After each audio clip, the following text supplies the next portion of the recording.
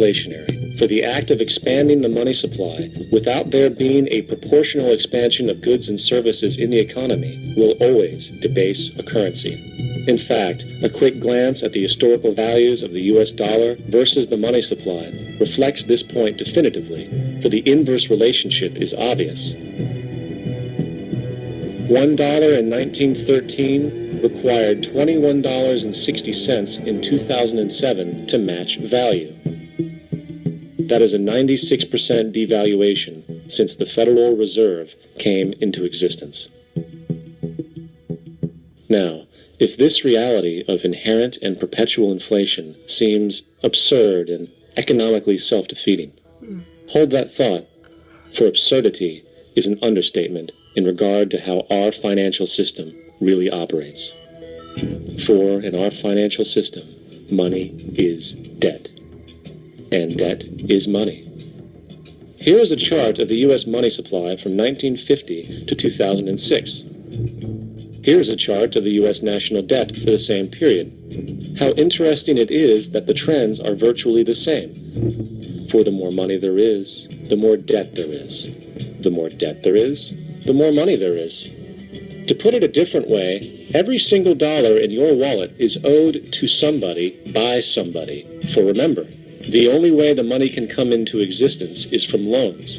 Therefore, if everyone in the country were able to pay off all debts, including the government, there would not be $1 in circulation. Now, so far we have discussed the reality that money is created out of debt through loans. These loans are based on a bank's reserves, and reserves are derived from deposits. And through this fractional reserve system, any one deposit can create 9 times its original value, in turn debasing the existing money supply, raising prices in society.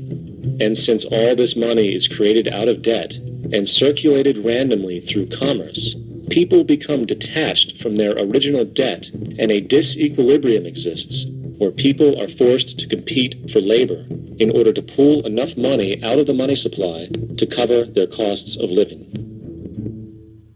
As dysfunctional and backwards as all of this might seem, there is still one thing we have omitted from this equation. And it is this element of the structure which reveals the truly fraudulent nature of the system itself: the application of interest. When the government borrows money from the Fed, or when a person borrows money from a bank, it almost always has to be paid back with accrued interest. In other words, almost every single dollar that exists must be eventually returned to a bank with interest paid as well. But if all money is borrowed from the central bank and is expanded by commercial banks through loans, only what would be referred to as the principal is being created in the money supply. So then, where is the money to cover all of the interest that is charged? Nowhere. It doesn't exist. The ramifications of this are staggering, for the amount of money owed back to the banks will always exceed the amount of money that is available in circulation. This is why inflation is a constant in the economy, for new money is always needed to help cover the perpetual deficit built into the system, caused by the need to pay the interest. What this also means is that mathematically, defaults and bankruptcy are literally built into the system, and there will always be poor pockets of society that get the short end of the stick. An analogy would be a game of musical chairs, for once the music stops, somebody is left out to dry. And that's the point. It invariably transfers true wealth from the individual to the banks. For if you are unable to pay for your mortgage, they will take your property. This is particularly enraging when you realize that not only is such a default inevitable due to the fractional reserve practice, but also because of the fact that the money that the bank loaned to you didn't even legally exist in the first place. For every time you borrow money from a bank, whether it is a mortgage loan or a credit card charge, the money given to you is not only counterfeit, it is an illegitimate form of consideration, and hence voids the contract to repay, for the bank never had the money as property to begin with. Unfortunately, such legal realizations are suppressed and ignored, and the game of perpetual wealth transfer and perpetual debt continues. And this brings us to the ultimate question: why? During the American Civil War, President Lincoln bypassed the high-interest loans offered by the European banks and decided to do what the Founding Fathers advocated, which was to create an independent and inherently debt-free currency. It was called the greenback. Shortly after this measure was taken, an internal document circulated between private British and American banking interests stated, "Slavery is but the owning of labor, and carries with it the care of laborers, while the European plan is that capital shall control labor by controlling wages. This can be done by controlling the money.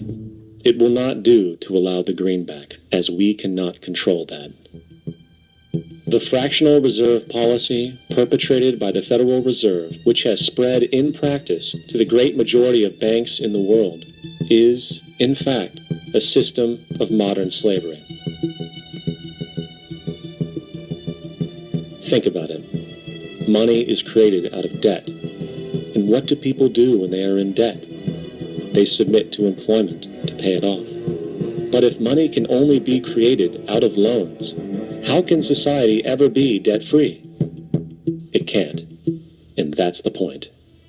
And it is the fear of losing assets coupled with the struggle to keep up with the perpetual debt and inflation inherent in the system, compounded by the inescapable scarcity within the money supply itself, created by the interest that can never be repaid, that keeps the wage slave in line, running on the hamster wheel with millions of others, in effect powering an empire that truly benefits only the elite at the top of the pyramid.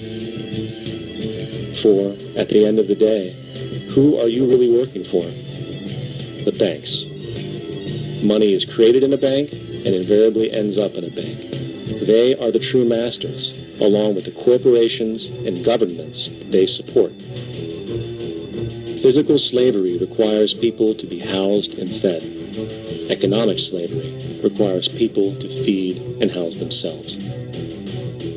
It is one of the most ingenious scams for social manipulation ever created, and at its core, it is an invisible war against the population. Debt is the weapon used to conquer and enslave societies, and interest is its prime ammunition. And as the majority walks around oblivious to this reality, the banks, in collusion with governments and corporations, continue to perfect and expand their tactics of economic warfare, spawning new bases, such as the World Bank and International Monetary Fund,